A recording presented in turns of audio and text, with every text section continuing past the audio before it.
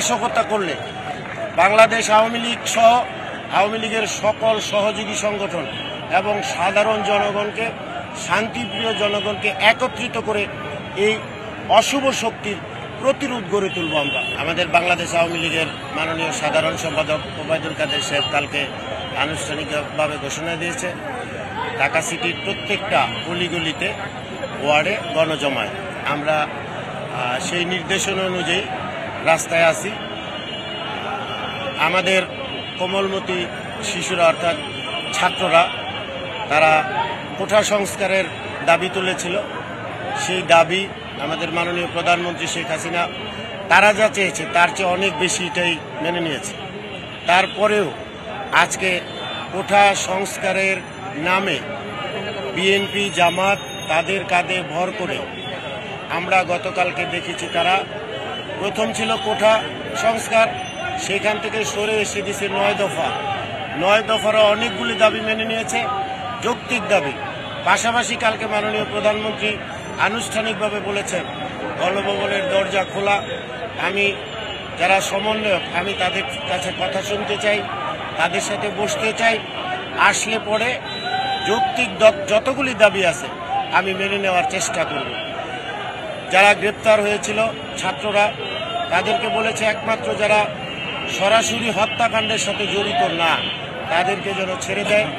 আমরা দেখছি কালকে আদালতের মাধ্যমে সারা দেশ থেকেই তারা মুক্তি পেতে শুরু করেছে। সর্বশেষ গণভবনে যেহেতু মাননীয় প্রধানমন্ত্রী আহ্বান করেছেন, বসার জন্য আমন্ত্রণ জানিয়েছেন, তারা সেই পথে না গিয়ে বিএনপি জামাত এবং নাশকতাকারীদের ষড়যন্ত্রে উজ্জীবিত হয়ে কালকে 1 দফার আন্দোলন ঘোষণা করেছি। আপনারা কিসের 1 দফা?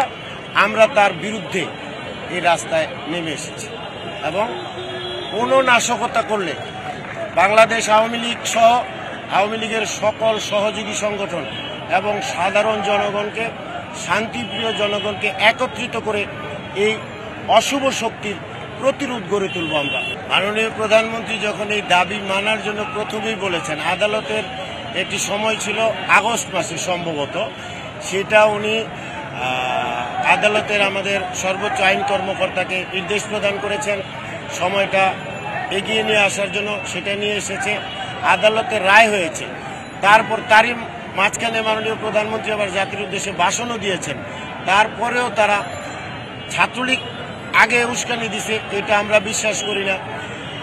পুলিশ যদি অপরাধী থাকে, একটি ঘটনা আমরা রংপুরে দেখেছি যে সেখানে পুলিশের একজন এসআই একজন কনস্টেবলকে সাময়িকভাবে বরখাস্ত করা হয়েছে।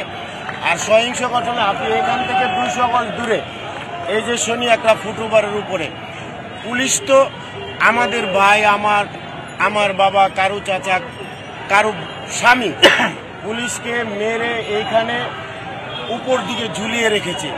এটা কতটুকু বর্বর হলে পরে এটা সম্ভব সেই কথাটা না বলে এই যে হতাহতের ঘটনা ঘটল, তখনও ছাত্রদের ভিতরে অনুপ্রবেশকারী জামাত, শিবির, বিএনপি ঢুকেই নাশকতা করেছে।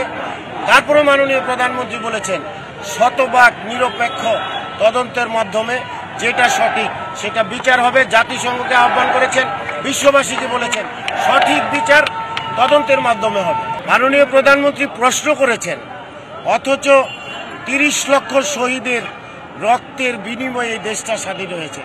আমার 2 লক্ষ মা বোন সম্ভ্রমের বিনিময়ে যে দেশটা স্বাধীন হয়েছে, সেই দেশে এত বছর পরে এসেও যখন মাননীয় প্রধানমন্ত্রী শুধু প্রশ্ন করেছেন আর তারা সেটা ভিন্ন খাতে প্রবাহিত করে যখন বলে যে তুমি কে আমি কে, রাজাকার রাজাকার, তখন 30 লক্ষ শহীদের আত্মা কষ্ট পায়।